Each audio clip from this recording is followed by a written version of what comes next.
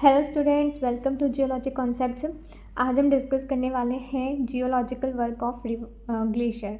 ठीक है, तो इसके इरोजनल फीचर्स, डिपोजिशनल फीचर्स, सारी चीज़ों को हम डिस्कस करेंगे कि ग्लेशियर जो है वो क्या होते हैं पहली बात तो, फिर ग्लेशियर कैसे इरोजन करते हैं, ट्रांसपोर्टेशन करते हैं, डिपोजिशन करते हैं और कैसे कैसे फीचर्स बनाते हैं।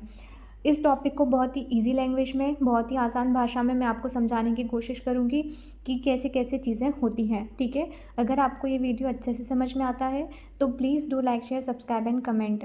मुझे भी उससे पता चलता है कि आपको ये टॉपिक समझ में आ भी रहा है या नहीं। ठीक है, इसकी जो पीडीएफ की लिंक है मैं आपको डिस्क्रिप्शन में दे दूँगी, तो वहाँ से आप देख सकते हैं कि मैं आपको डायग्राम के साथ में पूरा लिंक, इसकी जो पीडीएफ है वो प्रोवाइड करवा दूँगी। ठीक है, चेक कर लेना वहीं पे।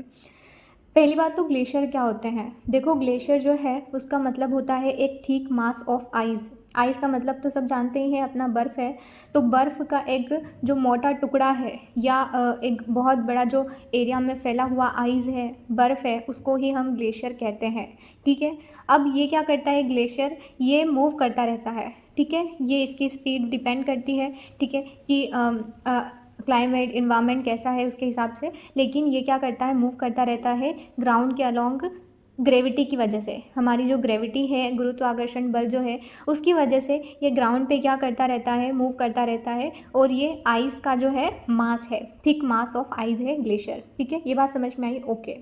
अब ये जो ग्लेशियर है वो लैंड के ऊपर ओरिजिनेट होता है, हमें पता है। ये कैसे ओरिजिनेट होता है, जब हमारा स्नो जो बर्फ़ होती है वो रिक्रिस्टलाइज होती है, कॉम्पैक्ट होती है, मतलब जमा हो जाती है एक जगह पे सरफेस के ऊपर, लैंड के ऊपर, तो ये ग्लेशियर बन जाते हैं।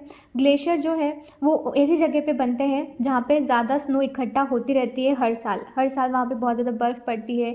ऐसा एरिया, बहुत ठंडा एरिया जहाँ पे है, वहाँ पे ये ग्लेशियर्स हमें देखने को मिलते हैं। जनरली बहुत ही हाई लेटीट्यूड पे ये मिलते हैं।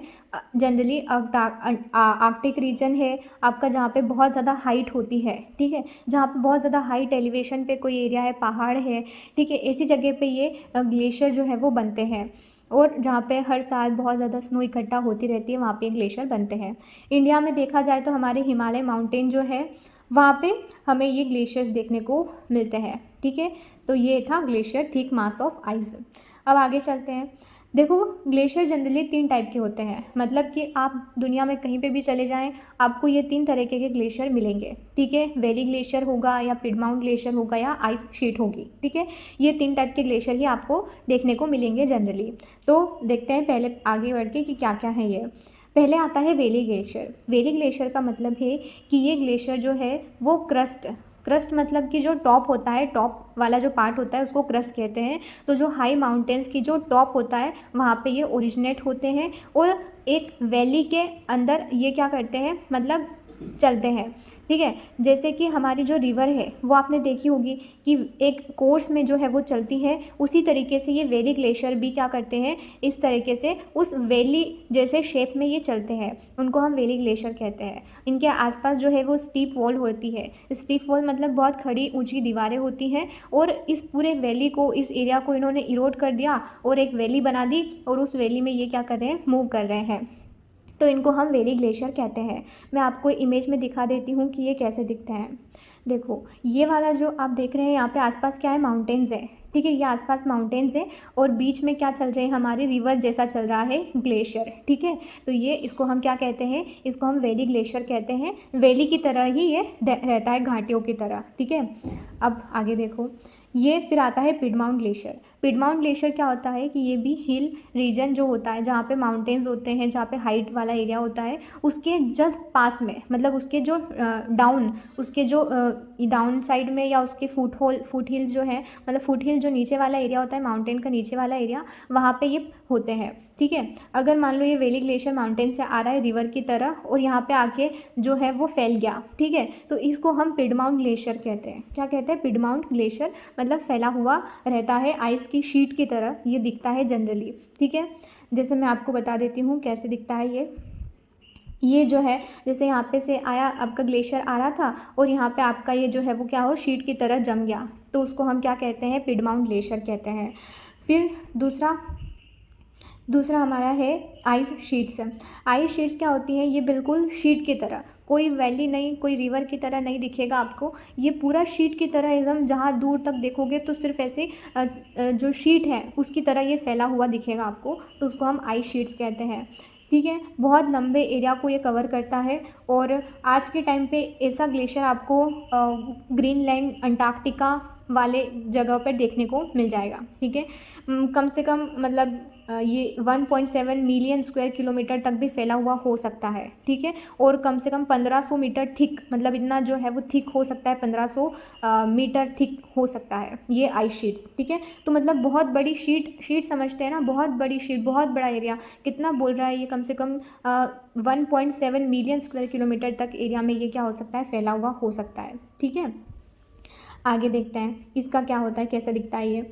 जैसे कि ये देखो, ये कितनी बड़ी शीट है, कितना बड़ा फैला हुआ है ये। ठीक है, तो ये इस तरीके से हमें आइस शीट्स मिलती है। तो जनरली आपको जो भी ग्लेशियर मिलेंगे वो 3 तरीके के मिलेंगे, या तो वो आपका वैली ग्लेशियर हो सकता है, या आपका पिडमाउंट ग्लेशियर हो सकता है ऐसा फैला हुआ, या फिर वो आपका आइस शीट हो सकता है। ठीक है, अब हम देखते हैं कि ये कैसे इरोजन करता है। जैसे हमने विंड का देखा कि विंड जो है वो इरोजन करती है बहुत सारे अलग अलग तरीके से, डिफ्लेशन करती है, एट्रिशन करती है ना।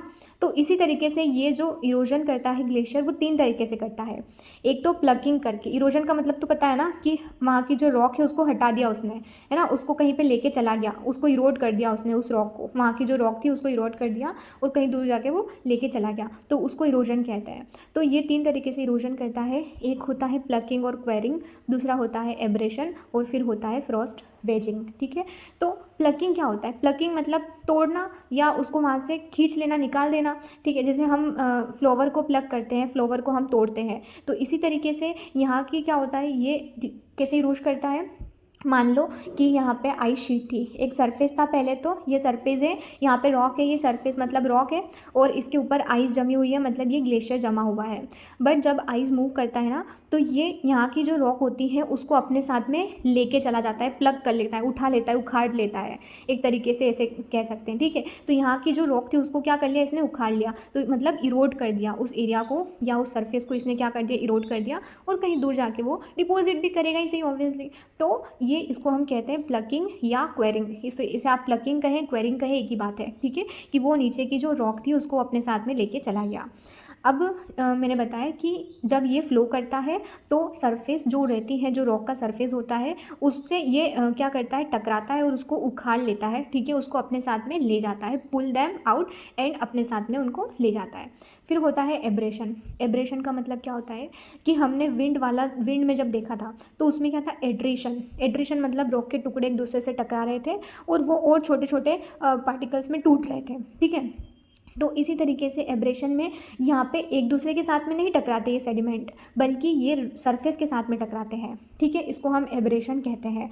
तो एब्रेशन देखो कि जब आइस मूव करता है ना, जब आइस मूव करता है तो वो नीचे वाला जो सरफेस होता है उसके साथ में टकराता है और उसको पॉलिश कर देता है और उसको ग्राइंड कर देता है। मतलब बहुत इस सरफेस से वो इतना घिसेगा, ठीक है, जब ये मूव करेगा, क्योंकि वो बहुत ज़्यादा भारी होता है। जब रिवर फ्लो करती है वो भी इतना ज़्यादा इरोजन नहीं करती जितना ग्लेशियर करता है, क्योंकि वो बहुत ज़्यादा भारी हैवी है। और जब वो सरफेस के साथ में जब वो मूव कर रहा है तो उस सरफेस को भी क्या करेगा, पॉलिश करेगा, बहुत ज़्यादा वो उसको फाइन कर देगा, ग्राइंड कर देगा। ठीक है, तो ये होता है एब्रेशन में कि वो सरफेस के साथ में क्या कर रहा है, टकरा रहा है। जो भी मटेरियल है या जो ग्लेशियर है वो जब मूव कर रहा है तब। तो द मूविंग आइज है वो grind and polishes the rock surface with the help of rock fragments है। तो एक तो अपने साथ में वो रॉक फ्रेगमेंट तो लेके आ रही है, बट उसके साथ में ये सरफेस के साथ से भी टकरा रहा है, तो वो रॉक फ्रेगमेंट इस सरफेस को और ज़्यादा ग्राइंड पॉलिश कर देते हैं और उसकी वजह से क्या होता है, इरोजन होता है। ठीक है, तो इसकी वजह से स्टीरिएशन और ग्रूव्स होते हैं। स्टीरिएशन मतलब कि धार बन जाती है। ऐसे जब बहुत ज़्यादा चीज़ कोई घिसती है सरफेस से तो वहाँ पे कैसा एक धार जैसा जो है वो बन जाता है। और ग्रूव्स मतलब होता है कि वो एरिया जो है उसमें गड्ढा टाइप क्रिएट हो जाता है जगह। ठीक है, उसको ग्रूव्स कहते हैं, मतलब वहाँ की जगह जो खाली हो जाती है। तो वो एब्रेशन जब वो सरफेस से ऐसे टकराता है तो, ठीक है, मतलब वो जब घर्षण होता है उसके बीच में, सरफेस और मटेरियल के बीच में, तो ठीक है, ये होता है एब्रेशन। फिर आता है आपका फ्रॉस्ट वेजिंग। अब एक और यहाँ पे इसको रॉक फ्लोर भी कहते हैं। जब ये ऐसे करके चलता है, मूव करता है और उसके साथ में टकराता है और उसको और फाइन पॉलिश कर देता है, ऐसे धारियाँ बना देता है, तो उसको हम रॉक फ्लोर भी कहते हैं। क्या कहते हैं उसे? हम रॉक फ्लोर कह देते हैं। उस तरीके की रॉक को ग्राइंड कर दिया उसने, है ना, उसको रॉक फ्लोर कहते हैं। फ्रॉस्ट वेजिंग में क्या होता है कि जब रॉक रहती है, एक तो रॉक रहती है ना, तो रॉक में क्या होता है, कहीं पे क्रैक्स होते हैं कि रॉक है, कहीं पे यहाँ पे क्रैक है, तो वहाँ पे पानी भर जाता है, जमा हो जाता है। दिन में अगर पानी आया तो वहाँ पे जमा हो जाता है और ठंडा हो जाता है, क्योंकि वहाँ पे बहुत ज़्यादा ठंडा इलाका होगा, तभी तो वहाँ पे ग्लेशियर बन रहे हैं ना, तो वो बहुत ज़्यादा उसमें जम जाता है। फिर सुबह होती है, धूप आती है, तो वो फिर से पिघल जाता है। तो जब ये थॉइंग एंड फ्रीजिंग चलता रहता है, थॉइंग मतलब कि पिघलना और फ्रीजिंग मतलब कि वो जम जाना, तो ये पिघलना और ये जमना ये चलता रहता है कंटिन्यूअसली, तो उस रॉक को क्या कर देता है, वीक कर देता है। वो रॉक वीक हो जाती है, बेचारी परेशान हो जाती है, बार बार ऐसे उसमें एक्सपांशन होता है। एक्सपांशन मतलब कि जब उसमें वाटर आया, उसमें फिल हो गया, ठंडा हुआ, तो वो बर्फ़ जम जाएगा अंदर, तो वो बर्फ़ क्या करता है, उसको एक्सपांड करने की कोशिश करता है, ठोस हो जाता है तो वो उसको एक्सपांड करता है। जब वापस दिन में वो पानी बन जाता है तो फिर वो सिकुड़ने लग जाती है। तो ये जब थोइंग और फ्रीजिंग होता है, जब बर्फ़ पिघलता है, जमता है, तो उसमें क्रैक्स और वो रॉक को वीक कर देता है और वो टूटने लगती है। ठीक है, तो ये इस तरीके की भी इरोजन होता है रॉक का। ये ग्लेशियर का इरोजन है, प्लकिंग करके करता है, क्वेरिंग या अब्रेशन से या फ्रॉस्ट वेजिंग से। ठीक है, अब हम चलते हैं इनके इरोजनल लैंडफॉर्म को देखते हैं कि इरोजन करते हुए कैसा कैसा ये लैंडफॉर्म बनाता है, मतलब कैसे कैसे एरिया को ये क्रिएट कर देता है ऐसे इरोजन करते हुए। एक ये सर्क बनाता है। सर्क क्या होता है? सर्क जो है वो एक टेबल जैसा होता है। टेबल मतलब कि जो हम कुर्सी जो होती है, चेयर, उस पर जब हम बैठते हैं ना, तो उसी तरीके का ये फीचर क्रिएट करता है। क्या बोलता है उसे? हम आर्म चेयर शेप्ड होलो। आर्म चेयर मतलब हमारा जो कुर्सी होती है उसकी तरह होता है। होलो मतलब गड्ढा टाइप होता है। Steep back wall, steep back wall मतलब इसके जो पीछे वाली जो वॉल होती है वो एकदम स्टीप होती है, खड़ी होती है, सीधी होती है। ठीक है, तो जैसे हम कुर्सी पे बैठते हैं उसका जो पीछे वाला जो साइड होता है वो कैसा सीधा होता है, इसी तरीके से इसमें भी स्टीप बैक वॉल होता है। ओवर डिपेंड होता है। ओवर डिपेंड बेसिन मतलब कि ऐसा बहुत ज़्यादा डीप बेसिन टाइप क्रिएट करता है ये। ठीक है, तो इसको हम सर्क कहते हैं। जब ये इरोजन करता है तो इस तरीके का फीचर ये बना देता है। ओफन ऑक्यूपाइड बाय टान लेक। ओफन ऑक्यूपाइड बाय टान लेक मतलब कि अगर ये जो ये टेबल वाला शेप बना है, इसमें अगर जमा हो गया ग्लेशियर तो वो तो बर्फ़ है, लेकिन अगर वो पिघल जाता है तो वो पानी हो गया, तो उसमें पानी इकट्ठा हो गया, तो उसको हम टान लेक भी कहते हैं। क्या कहते हैं उसे हम टान लेक भी कहते हैं। ठीक है, ये हो गया टान लेक के मतलब इसमें सर्क के अंदर टान लेक भी जमा हो सकता है, मतलब बन सकता है। अब ये they are form mainly by the quarrying and frost wedging action of ice. तो जनरली ये जो सर्क है वो क्वेरिंग की वजह से या फ्रॉस्ट वेजिंग की वजह से बनता है। ये क्वेरिंग मतलब समझ में आया था कि वहाँ की रॉक को वो उखाड़ के ले गया, अपने साथ में ग्लेशियर बहा के ले गया। ठीक है, तो उसको क्वेरिंग कहते हैं। और फ्रॉस्ट वेजिंग मतलब जनरली उसमें बहुत ज़्यादा आइस जमी, फिर वो ठंडी मतलब गर्म पिघल गया, तो इस तरीके के एक्शन चलते रहते हैं, तो इस तरीके का फीचर जो है वो क्रिएट कर देता है। अगर इसमें अगर ग्लेशियर जमा हो जाता है इस सर्क के अंदर में, तो क्या होता है, उसके अंदर बर्च स्टैंड हमें देखने को मिलते हैं। बर्च स्टैंड क्या होते हैं? बर्च स्टैंड जैसे कि मैं आपको डायग्राम से बताती हूँ कि ये आपका ग्लेशियर है पूरा, ये आर्म चेयर शेप का दिख रहा है, कुर्सी जैसा शेयर इसका है, और इसकी स्टीप वॉल है, बैक वॉल स्टीप है। तो यहाँ पे एक ग्लेशियर जमा हो गया। अब ग्लेशियर तो मूव करेगा ही सही, ठीक है, मूव करेगा। तो क्या होता है कि कुछ ग्लेशियर का कुछ पार्ट जो आगे वाला होता है वो मूव करने लग जाता है, और जो पीछे वाला होता है वो बेचारा खड़ा रहता है वहीं पर। तो इनके बीच में क्रैक डेवलप हो जाता है। क्या डेवलप हो गया है? क्रैक। तो उसको हम बर्च स्टैंड कहते हैं। क्या? बर्च स्टैंड, क्योंकि एक जो ग्लेशियर का हिस्सा है वो मूवमेंट कर रहा है और दूसरा बेचारा ऐसा ही खड़ा हुआ है। ठीक है, वो एकदम स्टीडी खड़ा हुआ है, तो उसको हम कोई मूवमेंट नहीं हो रही उसमें, इस वजह से यहाँ पे क्रैक डेवलप हो जाता है, कहीं बहुत ज़्यादा लंबी खाई भी हो जाती है ये। तो इस तरीके के फीचर हमें देखने को मिलते हैं इस सर्क में। ठीक है, आगे बढ़ते हैं। दूसरा होता है हॉर्न।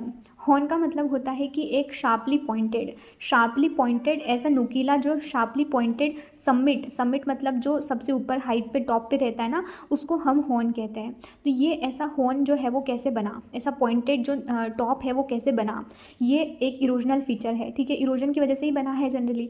तो देखो कैसे बनता है। इसने कहा है कि जब ये सर्क है वो इरोड कर देता है माउंटेन को चारों तरफ से, तो ऐसा पॉइंटेड शार्प जो है समिट बन जाता है। समिट मतलब टॉप। तो ये फीचर आपको देखने को मिल रहा है कि ये एक बड़ा माउंटेन होगा शायद, ऐसा। ठीक है। लेकिन यहाँ से भी इसने निकाल लिया, सर्ग बन गया, ठीक है, इधर से भी सर्ग बन गया। अब इधर वाली साइड जो बची है उधर से भी सर्ग बन गया होगा, और पीछे वाली साइड से भी बन गया होगा ऐसा। तो यहाँ पे पॉइंटेड जगह वो बची रह गई, ठीक है। ये चारों तरफ से उसने क्या कर दिया है, इरोजन कर दिया है ग्लेशियर ने, तो वो वहाँ पे पॉइंटेड शार्प हमें समिट देखने को मिल रही है। ये आपका एक इरोजनल फीचर है, ठीक है। फिर क्या होता है, एक यू शेप वैली बनती है। यू शेप वैली जो होती है यू शेप की होती है। वैली मतलब घाटी ऑब्वियसली है, यू शेप की है।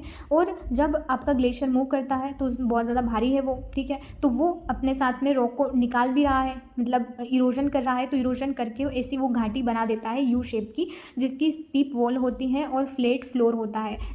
स्टीप मतलब समझ में आया कि सीधा जो है आसपास सीधी सीधी वॉल है, और बीच में नीचे जो फ्लोर जो है, मतलब जहाँ से वो फ्लो कर रहा है वो फ्लैट है, बिल्कुल सीधा सपाट है, ठीक है। मैं बता देती हूँ कैसे दिखता है। ये यू शेप वैली है, जिसमें कि ये आसपास की जो वॉल है वो कैसी है, सीधी है, ठीक है, स्टीप है। और ये नीचे वाला जो फ्लोर है वो भी फ्लैट होता है। जनरली बहुत हैवी होता है ग्लेशियर, जब इसके आस मूव करता है, रॉक को तोड़ता हुआ चलता है, तो वो इरोजन करता है और इस तरीके का यू शेप वैली वो बना देता है, ठीक है। ये आपको यू शेप का भी यहाँ पे दिख रहा होगा, ये यहाँ पे यू शेप दिख रहा है, ठीक है। फिर हम आगे बढ़ते हैं। फिर अगला फीचर हमारा है हैंगिंग वैली। हैंगिंग वैली जो होती है, लटकी हुई जो वैली है, ये कहाँ पे मिलती है, जैसे ट्रिब्यूटरी का नाम सुना है आपने।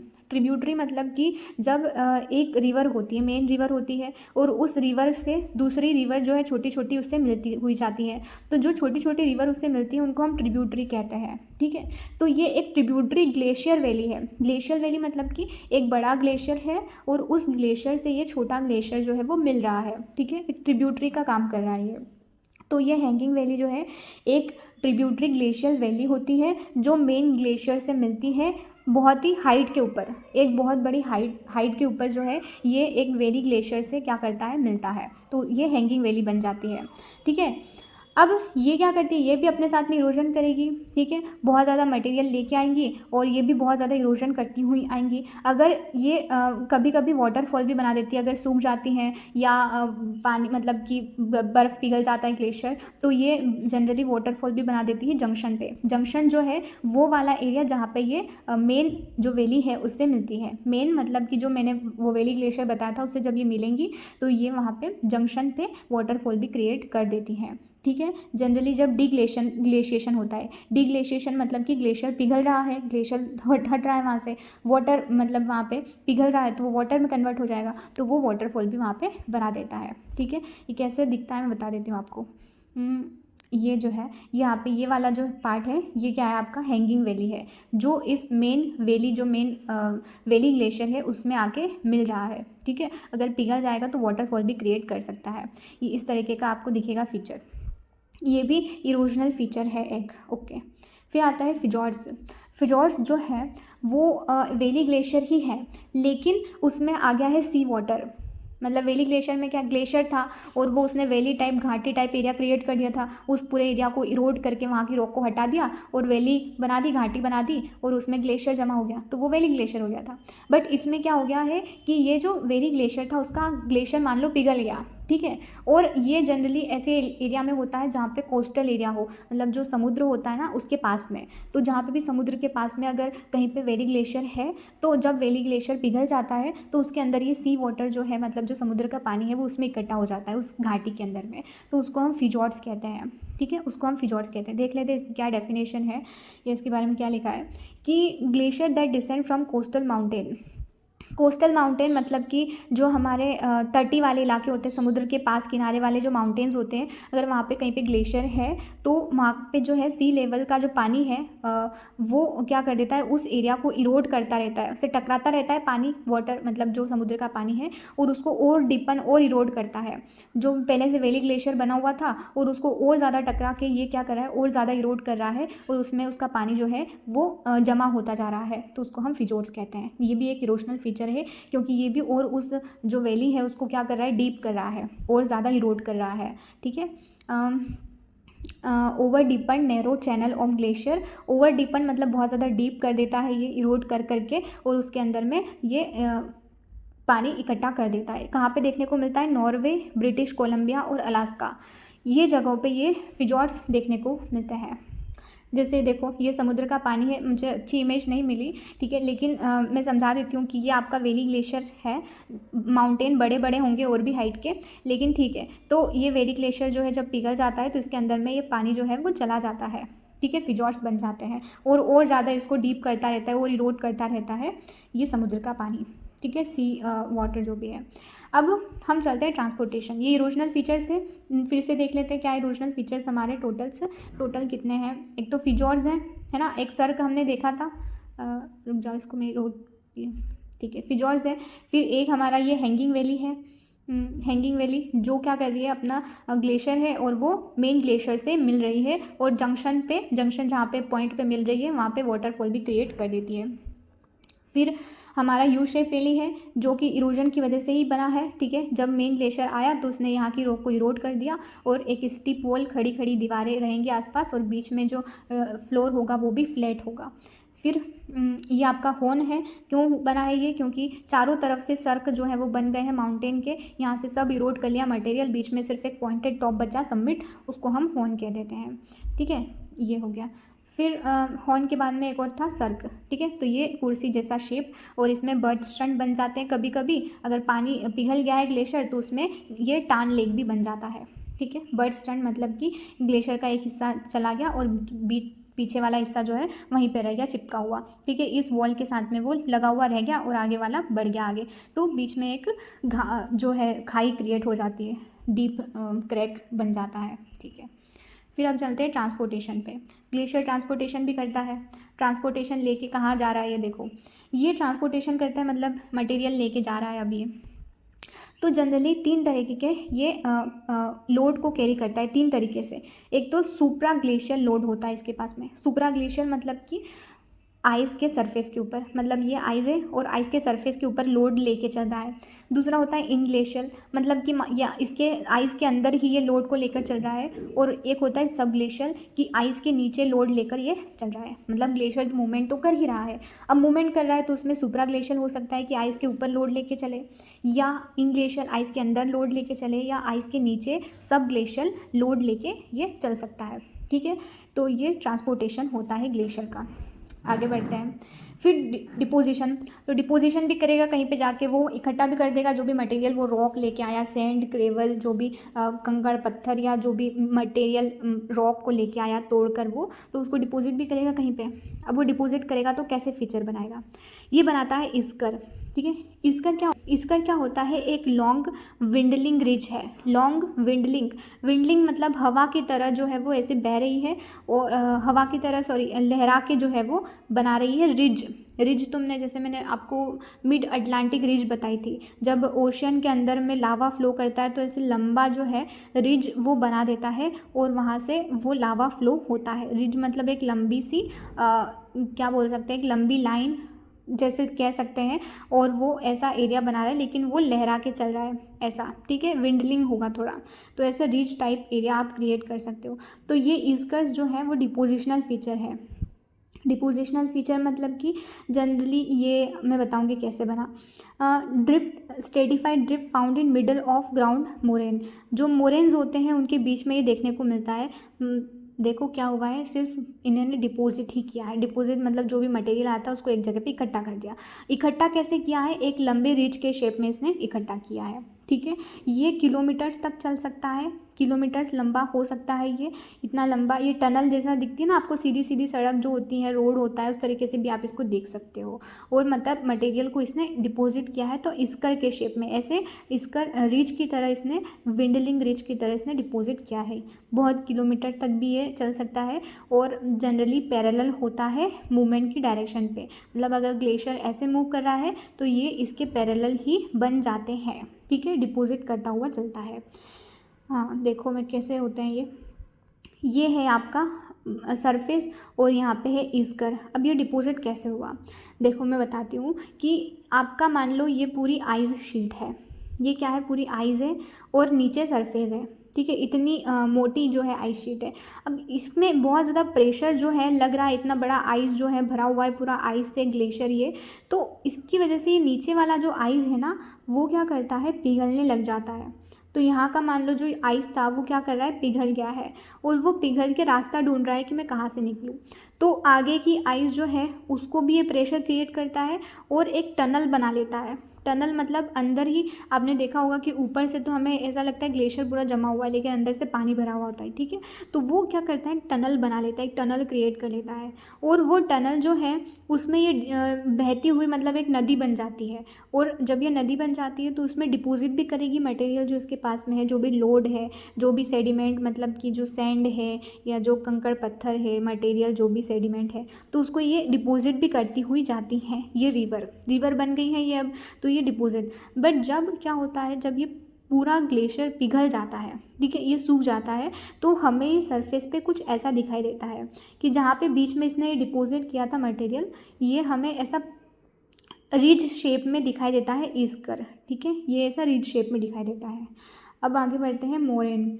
मोरेन मतलब ये भी एक डिपोजिशनल फीचर है, और ये क्या होता है, जब ग्लेशियर आया, वेली ग्लेशियर, तो उसने यहाँ पे टॉप पे एक बड़ा सा जो सेडिमेंट था उसका ढेर कर दिया, फैला दिया, ठीक है।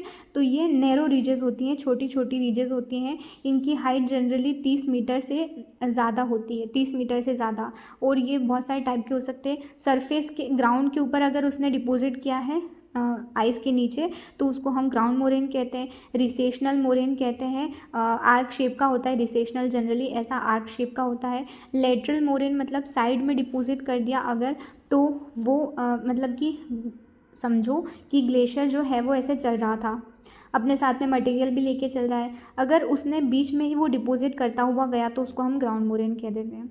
अगर ग्लेशियर आया लेकिन उसने थोड़ा सा रुका वो यहाँ पे, फिर आगे बढ़ा, फिर थोड़ा सा रुका यहाँ पे, तो इस तरीके से वो आर्क शेप में वो डिपॉजिट कर देता है मटेरियल को, ठीक है। लेटरल मोरेन मतलब कि ग्लेशियर जो है वो ऐसा चल रहा था और इसने अपनी साइड में, ये इनकी साइड है, तो इन साइड में मटेरियल को डिपॉजिट कर दिया, तो वो लेटरल मोरेन है। मीडियल मोरेन का मतलब होता है कि दो ग्लेशियर, एक वेली ग्लेशियर यहाँ से आया, एक वेली ग्लेशियर यहाँ से आया, है, मूवमेंट कर रहा है, दोनों अपनी साइड में क्या कर रहे हैं, डिपॉजिट करते हुए जा रहे हैं। तो जब ये मिलेंगे तो इन दोनों का ये जो इकट्ठा मटेरियल वो बीच में आ जाएगा, ठीक है। तो ये मीडियल मोरेन है, ठीक है, कि यहाँ पे इन्होंने बीच में डिपॉजिट कर दिया, ये मोरेन बना दिया, ठीक है। तो ये एक डिपोजिशनल फीचर है। मोरेन आपको ये जनरली इस तरीके के देखने को मिलते हैं। ईस्कर जो है वो ऐसे लाइन के शेप में रहते हैं, सीधे रिज के टाइप में रहते हैं ये। और ये कैसे बनाया, मैंने टनल के बताया था कैसे बनाया, इरोजन करके, इरोजन नहीं डिपोजिशन करके, ठीक है।